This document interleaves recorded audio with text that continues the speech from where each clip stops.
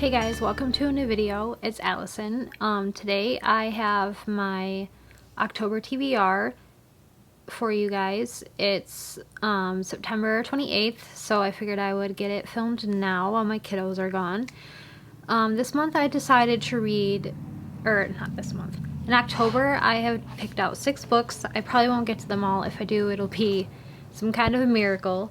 But I picked out 6 books, and I'm just gonna go over them really quick, and then I'm gonna kind of explain a new way that I am tracking my reading. So, I have my planner right here with my books on it, and when I do my TBRs, I really don't like to get into like synopsis of books and stuff because I don't read synopses, so I really don't talk about what the book is about really that much. I'll say how excited I am to read it, but I really don't discuss what actually happens in the story or whatever because I don't know it myself.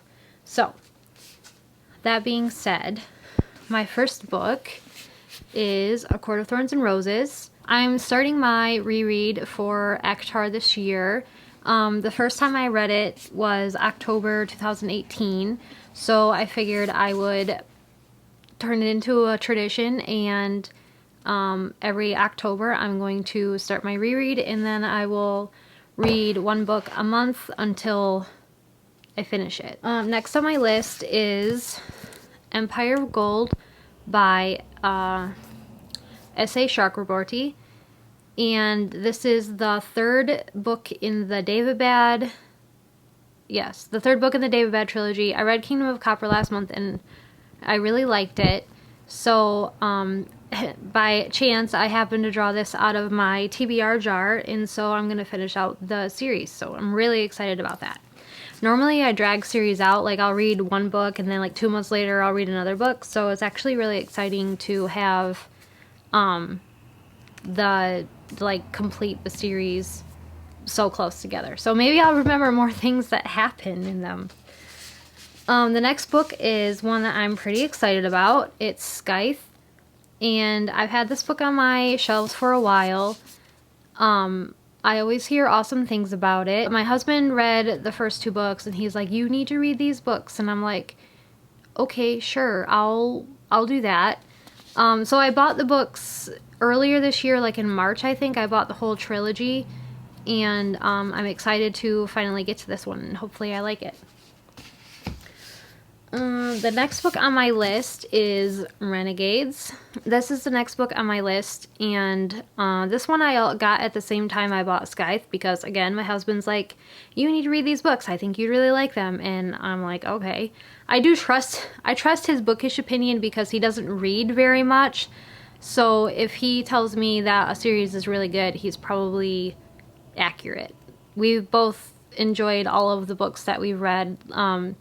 He's read A Court of Thorns and Roses, and we both read all of the Red Rising books together, so if he says it's good, it's probably good. But I'm going to give it a shot, and I'll see how I feel about it. So those are like the 4 books that I hope I'm going to get to. I'll explain in a minute why I will at least get to those 4. And I have a couple of extras. So those are Heart of Flames, which I'm very excited to read because I'm hoping it does. I hope more interesting things happen in this one than what happened in the first one. I did like the first book. It was okay. I just felt like the plot was really guessable, and the characters were kind of annoying. But it is a good story. I really like the whole, like, Phoenix Rider thing. That's pretty cool. So I'm hoping that the sequel will be better. Hoping. My hopes are up for this one. Also, it's huge. Look at how big it is. I don't know. I hope I'll like it. I hope I'll get to it in October. That would be nice. And then the last book I have is The Perfect Horse by Elizabeth Letts. It's a historical fiction, a kind of a historical fiction. I was flipping through it, and it almost seems more like a biography kind of book than an actual like story. So it's about true events that happened in World War II. So I'm really excited to read this one.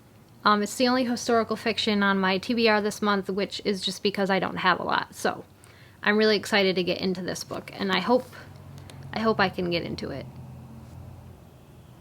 before the end of October. So now I'm going to get into why I say that I hope I'm going to get to those books. So one of my friends on Bookstagram, Mandy, who her page is Bookish Love 85, and she was in her stories at the beginning of September talking about this reading schedule she was using, and she found it on Instagram. Another lady was doing it, and that's like, I don't know, started it, and we've coined it Angie's Way, hashtag Angie's Way. And it's just a reading schedule that you can set up for yourself.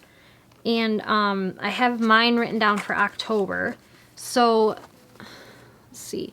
Right here I have the books I want to read. And then I have my legend down here. And what I did was take the title of each book and I gave it like an abbreviation. The reason for that being, on the other side, this is going to look like gibberish.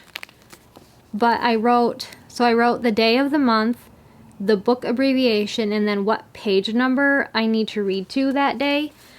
So the first 4 days of October, I'm going to be reading A Court of Thorns and Roses. And I have my schedule set to read 100 pages a day because that's normally what I aim for.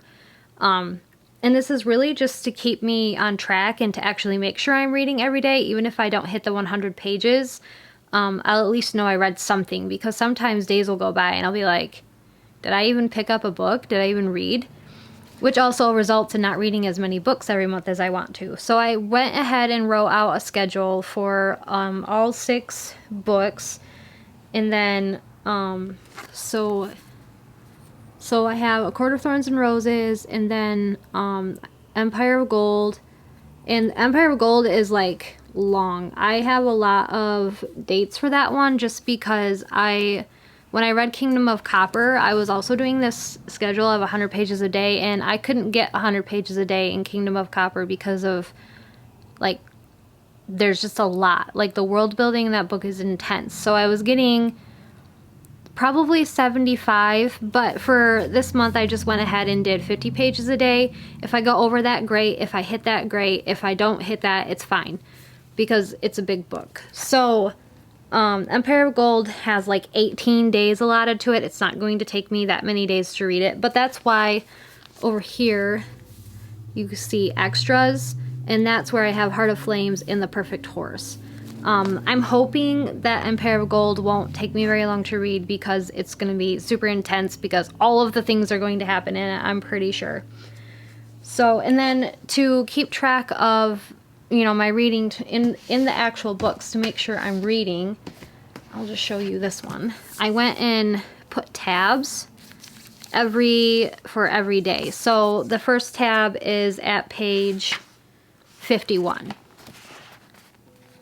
Right there. So every day my goal is to try to get to the next sticky tab, the next tab in my book. Oh yeah, another thing I did is I put a sticky note in the front of every book, and then I wrote the date and then what page number I need to be by on that date, just so for a quick reference, because I don't always have my planner right next to me and I don't want to, you know, get up and drag it out to see where I'm supposed to be.